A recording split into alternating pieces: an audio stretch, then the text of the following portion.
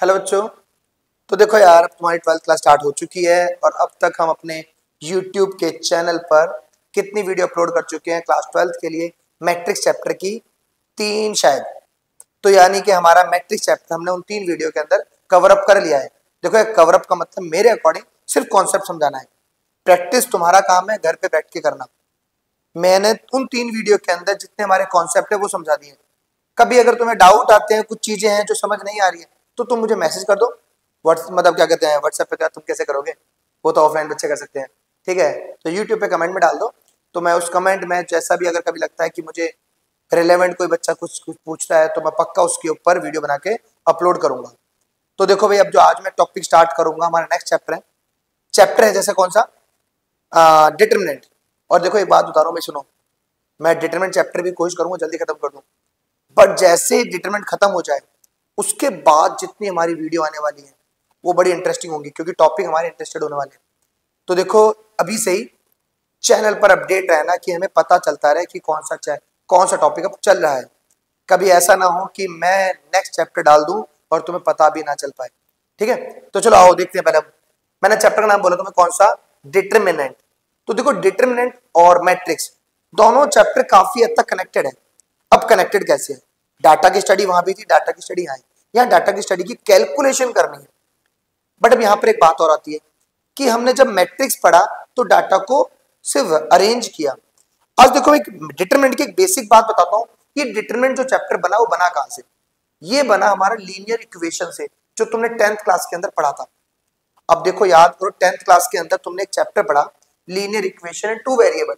जैसे इक्वेशन लिख दी मैंने, क्या, ax plus by plus c equal to 0। मैं इसे a1 b1 c1 कहता हूं। दूसरी equation a2x plus b2y plus c2 equal to 0।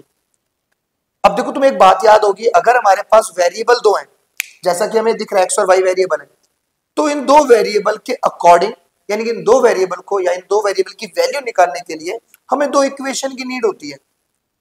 अब 2 इक्वेशन की नीड है, तो मैंने क्या बोला, इसका यूज हुआ डिटरमिनेंट में। तो यानी कि इसको सॉल्व करने के लिए जो डिटरमिनेंट चाहिए वो भी 2/2 का चाहिए। अब 2/2 कैसे है, देखो, मैं अभी ना इसे मैट्रिक्स के अकॉर्डिंग अरेंज करूंगा, सॉल्यूशन की बातें बाद में होंगी। क्या मैं इसको लिख दूं ऐसे, a1 b1 a2 b2 x, ये y। अच्छा, c1 c2 यहां है। मैं काम करता हूं, ये वहां ले जाता हूं, या फिर मैं प्लस में c1 छोड़ देता हूं, क्योंकि मुझे थोड़ा सा भी आसान तरीके से समझाना है, ठीक है। तो ये हो गया हमारे पास, यहाँ पे किसके इक्वल आ गया, c1 और c2 के इक्वल। अब तुम देखो, मैट्रिक्स की मल्टीप्लीकेशन तो हम पढ़ चुके हैं। क्या मैट्रिक्स मल्टीप्लीकेशन के अकॉर्डिंग ये सारी चीजें ठीक है? देखो भाई, रो की मल्टीप्लाई कॉलम से, a1x plus b1y, a1x plus b1y किसके इक्वल लिख रहा है, c1 के। आ रहा है, सब कुछ ठीक है। a2x plus b2y, a2x plus b2y equal to c2 आ रहा है, सब कुछ ठीक है। तो देखो, मैंने बोला क्या, डिटरमिनेंट इससे बना, पर यार ये तो मैट्रिक्स है। तो देखो, आज डिटरमिनेंट की बेसिक बात करते हैं, और इस बात को याद रखना, मैंने जो तुम्हें बोला आज कि डिटरमिनेंट पूरा चैप्टर हमारा इसको यूज करके बना है। अब इतना याद करो, बाकी धीरे धीरे बताता हूँ। तो देखो, डिटरमिनेंट जो होता है ना, वो हमेशा स्क्वायर मैट्रिक्स का बनता है, कभी भी रेक्टेंगुलर मैट्रिक्स का नहीं बनता। तो देखो, आज का टॉपिक हमारा डिटरमिनेंट। तो मैं पहले आज एक 2/2 का डिटरमिनेंट लेता हूं। मान लो एक मैट्रिक्स था 1 2 3 4, मुझे बोला गया फाइंड दिस। तो देखो, डिटरमिनेंट का सिंबल क्या है हमारे पास, ये मॉडुलस का जो साइन होता है हमारा, ये हमारा डिटरमिनेंट का सिंबल है। तो मैंने इसे भी डिटरमिनेंट की फॉर्म में लिख दिया, 1 2 3 4। सॉल्यूशन का तरीका, इसकी मल्टीप्लाई इससे कर दो एंड देन माइनस ये कर दो, यानी कि 1 की 4 से करी तो 4 माइनस 6। तो डिटरमिनेंट कितना निकल के आ गया हमारे पास, -2। कोई डाउट तो नहीं आ रहा? सिंपल चीज है, 2/2। चलो, अगर अभी भी समझ नहीं आ रहा तो लो भाई देख लो। मान लो इस बार मैंने ले लिया ये, मैंने बोला इसकी मल्टीप्लाई इससे, 5 की 2 से करेंगे 10, 3 की 6 से करेंगे 18, कितना आ गया, -8। अब तो देखो समझ आ गया होगा 2/2 डिटरमिनेंट करने का तरीका क्या है।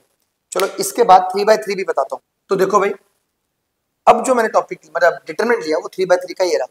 अब बात आती है इसका सॉल्यूशन कैसे होगा। तो देखो, आज जितनी मैं बातें बताऊंगा उतनी ध्यान रखनी है। कुछ रीजन मैं आज छोड़ दूंगा, उन रीजन को दूंगा मैं नेक्स्ट वीडियो में। तो देखो कैसे करना है, तरीका क्या है हमारे पास। सबसे पहला एलिमेंट कितना है, 5। इस 5 को लिख दो ऐसे ही, अब इस एलिमेंट की रो और कॉलम को छोड़ दो, क्या बच रहा है 4 3 5 1। दूसरा एलिमेंट कितना है 3, इसको लिखोगे नेगेटिव में। देखो मैं रीजन नहीं दूंगा नेगेटिव क्यों है, अभी आगे की वीडियो में बहुत कुछ पढ़ेंगे तो मैं रीजन समझाऊंगा, आज बताऊंगा तो डाउट रहेगा। बट अभी याद रखो क्या, सेकंड वाले को नेगेटिव में लेना है। इसकी रो और कॉलम को छोड़ दिया, क्या बचा 1 3 2 1। अब एलिमेंट लिया 2, ये प्लस का ही रहेगा। इसकी रो और कॉलम छोड़ दिया 1 4 2 5। अब सॉल्व कर लो भाई, ये रहा 5 4 1 जा 4 5 3 जा 15, ये माइनस का 3 1 2 2 3 जा 6 प्लस का 2 5 2 4 जा 8। तो कितना आ गया भाई ये 5 माइनस का 11 माइनस का 3 माइनस का 5 प्लस का 2 माइनस का 3, कितना आ गया कितना बचेगा, कितना हो गया माइनस का 46। ठीक है भाई, तो देखो ज्यादा कुछ नहीं है, तरीका समझना है कि करना क्या था। पहला एलिमेंट लिया उसकी रो कॉलम छोड़ दी, दूसरा एलिमेंट लिया रो कॉलम छोड़ दी, तीसरा एलिमेंट लिया रो कॉलम छोड़ दी। चलो मैं आज छोटा सा रीजन देता हूं। देखो इस वाले एलिमेंट का ऑर्डर क्या है, इस एलिमेंट का ऑर्डर है हमारा 1 2, 1 और 2 को ऐड करेंगे तो क्या बनेगा 3। 3 क्या है ऑड नंबर, जब भी कभी एलिमेंट का ऑर्डर ऑड नंबर में आएगा तो नेगेटिव साइन लेंगे, इवन में आएगा तो प्लस लेंगे।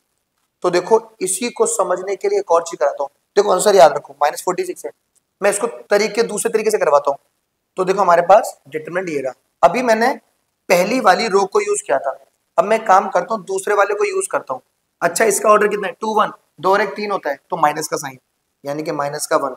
इसके रो कॉलम को छोड़ देते हैं, इसकी रो और कॉलम छोड़ 3 2 5 1। इसका ऑर्डर कितना आएगा 2 2, यानी कि इवन आएगा तो प्लस का आ गया। इसकी रो और कॉलम छोड़ 5 2 2 1। इसका ऑर्डर कितना आएगा 2 3, यानी कि नेगेटिव आएगा क्योंकि ऑड नंबर आ रहा है। तो रो कॉलम छोड़े तो 5 3 2 5, ये माइनस का 1 3 1 जा 3 5 2 जा 10 प्लस का 4 5 1 जा 5 4 माइनस का 3 25 माइनस 6, क्या बचेगा भाई माइनस का 1 ये रहा, माइनस का 7 4 ये रहा 1 माइनस का 3 ये रहा, ये आ गया भाई 19। ठीक है भाई, ये प्लस का 7 प्लस का 4 माइनस का कितना बचा 11 माइनस का आ गया भाई माइनस का 46 आ रहा है। यानी कि अगर हम कभी किसी डिटरमिनेंट को किसी भी रो के अकॉर्डिंग सॉल्व करें, चाहे मैं पहली रो से करूं दूसरी रो से करूं चाहे तीसरी से करता चाहे किसी और कॉलम से करता, आंसर विल बी सेम। तो देखो आज इतना याद रखो, अभी आगे की वीडियो में और चीजें बताऊंगा तुम वहां पर और अच्छे से समझ पाओगे चीजें। ठीक है।